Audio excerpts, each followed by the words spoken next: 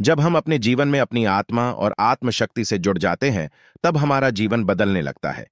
जीवन में सुख और संपन्नता आने लगती है, और यह सब अपने आप होने लगता है।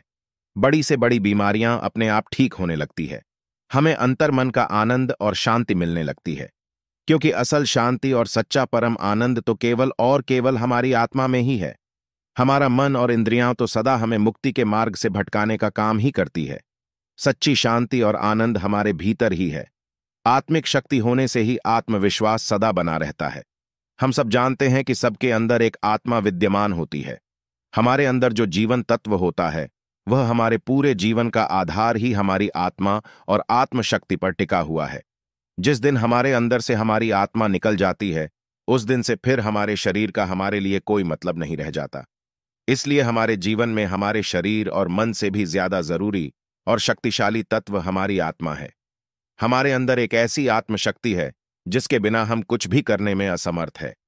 हमारे अंदर एक आत्मा रूप अनंत शक्ति का निवास होता है। इस आत्मशक्ति का सीधा संबंध उस परमात्मा से होता है। हमारे जीवन में इस शक्ति को अधिक से अधिक इस्तेमाल करने के लिए हमें पहले इसे अच्छी तरह समझना बहुत जरूरी है। असल में हम करते क्या है कि हम हमेशा अपने आप को बाहरी रूप से शक्तिशाली बनाने की कोशिश में लगे रहते हैं, और हमारी अंतर आत्मा या अंतर चेतना में छिपी शक्तियों को हम कभी इस्तेमाल नहीं करते। हमारी आत्मा कभी मरती नहीं, क्योंकि यह एक ऊर्जा है, और ऊर्जा ना तो कभी जन्म लेती है और ना ही कभी खत्म होती है। हमारी आत्मा परम सत्य है। आत्मा ही एक ऐसी जीवन शक्ति है जो हमारे शरीर और मन को चलाती है। इसे हम जीवन शक्ति या परम ऊर्जा का नाम भी दे देते हैं।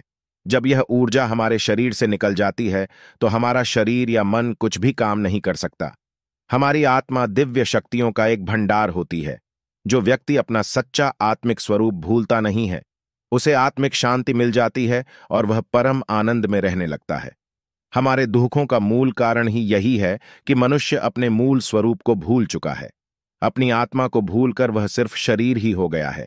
वह शरीर के लिए ही जीता है और सारे कर्म करता है। जिस दिन मनुष्य को अपने सच्चे स्वरूप के दर्शन हो जाएंगे और वह अपने आप को एक आत्मा मानकर जीने लगेगा, उस दिन उसे परम सत्य का पता चल जाएगा। उसे परम शांति की भी प्राप्ति हो जाएगी और उसकी सभी आत्मिक शक्तियों का भी विकास होने लगेगा। असल में हमारे जीवन का परम उद्देश्य ही हमारी आत्मिक शक्ति का विकास करना है। इस संसार में जहां हम अपने भौतिक शरीर को सब कुछ मान बैठे हैं, वहीं हम अपने सच्चे आत्मिक स्वरूप से बहुत दूर हो गए हैं। हम एक आत्मा है। जो व्यक्ति इस बात को याद रखता है, वह इस भौतिक संसार में रहकर भी इस संसार के भौतिकवाद से ऊपर उठ जाता है। ऐसा व्यक्ति अपने सारे कर्म आत्मिक शांति, आत्मिक विकास और दूसरों की भलाई के लिए करता है। अपने आप को बाहरी रूप से विकसित करने के लिए जैसे हम कई तरह के व्यायाम और योग आदि करते हैं, वैसे ही अपने आप को अंदरूनी रूप से शक्तिशाली बनाने के लिए हमें योग साधना करने की जरूरत होती है। ध्यान आपको अंदरूनी रूप से शक्तिशाली बनाने में बहुत सहायता करेगा। ध्यान के माध्यम से हमारा मन शांत होने लगता है और हम अपने सच्चे स्वरूप, अपनी आत्मा के बहुत निकट आ जाते हैं। अपने जीवन में इस शक्ति को अधिक से अधिक बढ़ाने के लिए हमें अधिक से अधिक मौन धारण करना होता है, ताकि हम अपनी अंतरात्मा से जुड़ सकें। मौन एक निश्चित समय तक चुप रहने का नाम है। मौन धारण करने का मतलब सिर्फ बोलना बंद करना नहीं होता, बल्कि मौन के समय हमें अपने मन में भी कुछ बात नहीं करनी होती। ऐसा करने से हम अपनी आसपास की चीजों को और बेहतर तरीके से समझने लगते हैं। दूसरों की भावनाएं भी हमें अच्छी तरह से समझ आने लगती है। जितना ज्यादा हम अपने मन को शांत रखेंगे, उतनी ज्यादा अंतर्मन की शक्तियां हमारे जीवन में प्रकट होने लगेगी। इसके लिए हमें अपने मन को पूर्ण रूप से शांत करना होगा, और ऐसा करने के लिए हमें शांत रहकर बस सिर्फ हालातों का साक्षी बनना होगा। मन को शांत रखकर हम आत्मिक शांति प्राप्त करने के और भी नजदीक आ जाते हैं। अपने मन में आने जाने वाले किसी भी वस्तु, व्यक्ति और हालात के विचार के बारे में बिना कोई प्रतिक्रिया दिए सिर्फ उन विचारों को देखते रहने को साक्षी भाव में रहना कहते हैं। इसमें महारत हासिल कर लेने से हमें सभी चीजें अपने असली स्वरूप में दिखने लगती हैं, क्योंकि हमने अब तक इस संसार की हर एक चीज को उस चीज के बारे में जितनी बातें सुनी है, उनके आधार पर देखा है, पर यह जानने की कभी कोशिश नहीं की कि वह चीज असल में है क्या। इसी तरह हमारे विचार है जो हमें सारा दिन उलझाए रखते हैं। क्या हमने कभी सोचा है कि उन विचारों को हमारे अंदर से कौन कंट्रोल कर रहा होता है? अगर हम मन के किसी भी विचार पर अपनी प्रतिक्रिया ना दें और केवल उनके साक्षी बने रहे तो वह सभी विचार अपने आप खत्म हो जाएंगे। आत्मशक्ति को बढ़ाने के लिए अगर हम कम शब्दों में कहें तो अपने आप को माफ करना और प्यार करना चाहिए, क्योंकि आत्मशक्ति को बढ़ाने के लिए सबसे पहले अपने आप को समझना जरूरी है। हम जैसे हैं, पहले हमें अपने आप को वैसे ही अपनाना होगा और अपने आप को प्यार करना होगा। भूतकाल में हुई सभी अनिच्छित घटनाओं के लिए अपने आप को माफ करना होगा, क्योंकि अपनी आत्मा तक पहुंचने का सबसे सीधा और सरल रास्ता प्रेम है। हमें यह बात पता चल गई है कि हम एक आत्मा है। हमें हमारे सच्चे स्वरूप के दर्शन हो चुके हैं। आत्मचिंतन करने के लिए हमें अपने आप से कुछ सवाल हमेशा पूछते रहना चाहिए, जैसे कि मैं कौन हूं, मैं कहां से आया हूं, मुझे कहां जाना है, मेरा असली स्वरूप कौन सा है। यह सब जिज्ञासा हमें आत्मबोध की तरफ ले जाएगी, और एक बार आत्मबोध हो जाने पर हमें हमेशा अपने आप को प्रेम से यह याद दिलाते और समझते रहना है कि हम एक महान आत्मा है। हमें किसी भी निम्न कार्य में नहीं उलझना। इससे हमारी आत्मशक्तियां हमारी सहायता करने लगेगी। अधिकतर हमारी स्थिति ऐसी होती है कि आंतरिक दुनिया के प्रकाश का अनुभव करने के बजाय हम बाहरी दुनिया पर ध्यान केंद्रित करते हुए अंधेरे का जीवन जीना चुनते हैं। उन बाधाओं के आगे झुक जाते हैं जो हमारी आत्मा को खुद को जानने और ईश्वर को महसूस करने से रोकती है। जबकि हमारी आत्मा का उद्देश्य हमारे मन और इंद्रियों पर शासन करना था, वास्तव में हम पाते हैं कि हमारी भौतिक इंद्रियां मन के कार्यों को निर्देशित करती हैं। बदले में मन आत्मा को भटकाता है, उसे बाहरी दुनिया की विकर्षणों पर केंद्रित रखता है और सांसारिक ज्ञान और लाभ की खोज में व्यस्त रखता है। हमें यह विश्वास दिलाया जाता है कि अपनी बुद्धि को तेज करने से हमें इस दुनिया और उससे परे की दुनिया में भी फायदा होगा।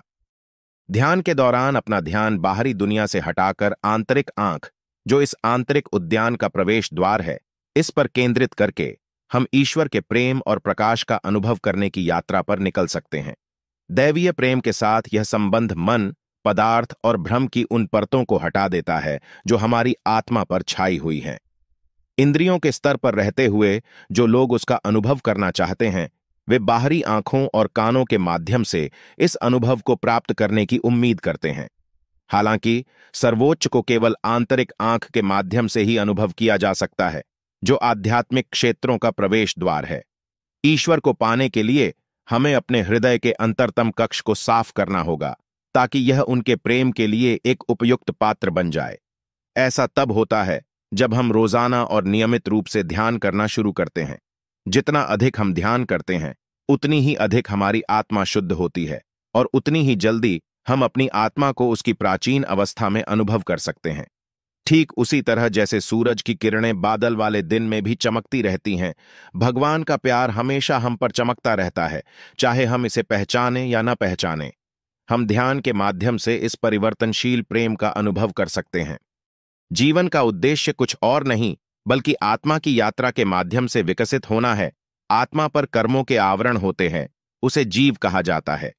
इसी सफर के दौरान जीव विकास की कई अवस्थाओं से निकलता है और जैसे जैसे कर्मों की निर्जरा होती है, वह आध्यात्मिक प्रगति करता है। इस तरह आत्मा की मुक्ति की यात्रा इतनी आसान नहीं है, इसे स्वाभाविक रूप से अलग अलग योनियों से निकलना पड़ता है। इस संसार से मुक्ति के लिए आत्मा की प्रगति के 3 विभाग है। ऐसा जीवन कि जिसकी कोई पहचान नहीं, वो संसार में प्रवेश करने की प्रतीक्षा कर रहा है। जीव का सांसारिक चक्र में प्रवेश करने से पहले एक ऐसी अवस्था होती है जिसमें आत्मा पर पूर्ण रूप से आवरण है। इन जीवों में एक भी इंद्रिय का विकास नहीं हुआ है, इसलिए यह अव्यक्त अवस्था में है। फिर ऐसा जीवन कि जिसकी एक पहचान है, वह सांसारिक जीवन में प्रवेश कर गया है। उसके बाद जब इस दुनिया में एक आत्मा मोक्ष प्राप्त करता है, तब सांसारिक चक्र में प्रवेश करता है, जहां से आत्मा का थोड़ा सा प्रकाश निकलता है। इस प्रकार से एक इंद्रिय विकसित होती है। इसके साथ एक विशेष जीव इस दुनिया में अपनी यात्रा शुरू करता है और धीरे धीरे 1 इंद्रिय से 2 इंद्रिय, 3 इंद्रिय, 4 इंद्रिय, 5 इंद्रिय तक विकसित होता है और फिर मनुष्य गति में आता है, जहां उसका मन, बुद्धि, अहंकार विकसित होता है। ये जीव बंधन में है। प्रत्येक अवस्था में जीव को आवरणों के कारण दुखों से निकलना पड़ता है। मनुष्य गति में होने पर व्यक्ति मन, बुद्धि और अहंकार से नए कारण उत्पन्न करता है। इन्हीं कारणों के आधार पर जीवों का पुनर्जन्म होता है। प्रत्येक जन्म में जीव को पूर्व में किए गए कारणों का परिणाम भुगतना पड़ता है। प्रभु कृपा के तो कुछ भी मुमकिन नहीं है। इसलिए अपने आप को कठिन से कठिन समय में सकारात्मक रखने के लिए उस सर्वश्रेष्ठ परमात्मा पर आस्था होना बहुत जरूरी है। जीवन के सागर में आस्था की नाव ही हमें पार लगा सकती है।